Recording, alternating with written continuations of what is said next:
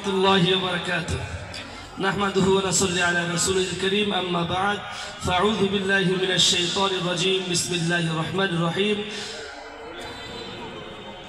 كتب عليكم القتال وهو كره لكم وقال النبي صلى الله عليه وسلم إذا تركتم الجهاد فسلط الله عليكم الذلة मेरे बहतरम दोस्तों बुजुर्गों খুবই আনন্দ লাগতেছে আপনাদের দেখে এই খোলাসা নিচে আমরা দিনী ভাইরা এখানে একটা দিনের ফিকির নিয়ে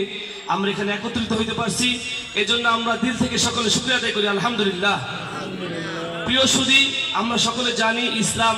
শান্তির ধর্ম ইসলাম মানবতার ধর্ম ইসলাম অর্থই শান্তি আমরা যারা মুসলিম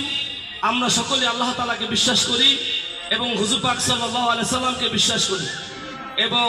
আল্লাহর ঐশী গ্রন্থ আল কোরআন এবং হুজুর পাক সাল্লাল্লাহু আলাইহি সাল্লামের সুন্নাহ মোতাবেক চলার চেষ্টা করি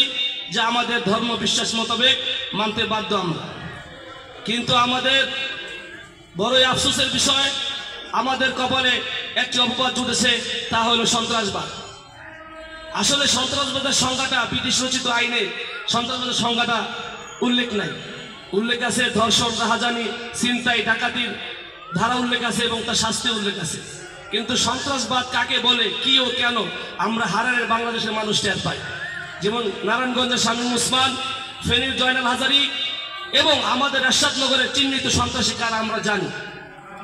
কিন্তু আজকে আমাদের পশ্চিমা বিশ্ব পশ্চিমা মিডিয়া আমাদেরকে মুসলিমদেরকে সন্ত্রাসবাদ আখ্যায়িত করছে আজকে তারা নির্বিচারে ফিলিস্তিনের মানুষদেরকে হত্যা করছে সেটা সন্ত্রাসবাদ না কিন্তু যখনই আমরা মুসলমানদের পক্ষে ফিলিস্তিনের পক্ষে কথা বলতে চাই চিশতিয়া বস্তিয়াদের পক্ষে কথা বলতে চাই তখনই আমাদেরকে তারা একটি সন্ত্রাসবাদের ট্যাগ লাগিয়ে দেয়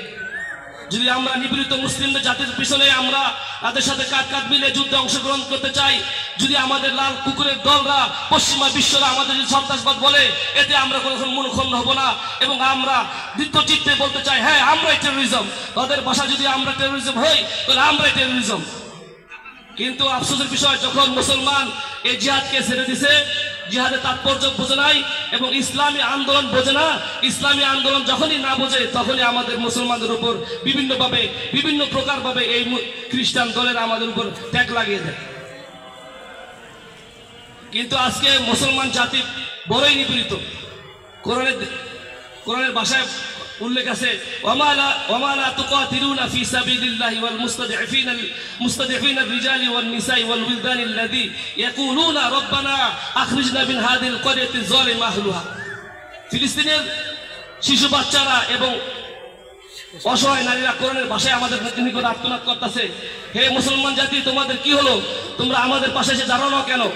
এই জালেম তো সম্প্রদায় তো জালেম আমাদেরকে উদ্ধার করো কিন্তু আফসোস আমরা তো পারতাছি না কেন আমাদের তো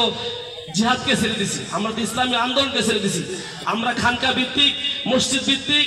মাদ্রাসা ভিত্তিক আমাদের ইবাদতকে নিয়ে গেছি আজকে যদি ফিলিস্তিনের বাচ্চারা কালকে আমাদের দিন প্রশ্ন করে আমাদেরকে মারছে তুমি তো মসজিদে দোয়া করছো তখন আমরা কোনো উত্তর দিতে পারবো শুধু বলেন উত্তর দিতে পারবো ইনশাল্লাহ পারবো না তাহলে আমাদের এই মুসলমান জাতির জন্য আমাদের ইসলামী আন্দোলনটা অনেক ফরজ তাই আমি আপনাদেরকে আহ্বান জানাচ্ছি পূর্বের ন্যায় সালাউদ্দিন আইয়ুবের ন্যায় সালাউদ্দিনের উত্তরসূরিদের ন্যায় যারা ফিলিস্তিনকে মুক্ত করেছিল মাহমুদ গজনবীর ন্যায় যারা ভারতবর্ষ থেকে মুসলমানদের সম্পদ পুনরুদ্ধার করেছিল এবং মোহাম্মদ বিন কাসিমের ন্যায় যারা মোহাম্মদ বিন কাসিম ভারতবর্ষ হিন্দুদের থেকে মুসলমানদের অত্যাচার থেকে রক্ষা করেছিল আমাদেরকে এমনভাবে আমি ইসলামী আন্দোলন বাংলাদেশ এবং জামাত ইসলামী আন্দোলন জামাত ইসলামী ভাইদেরকে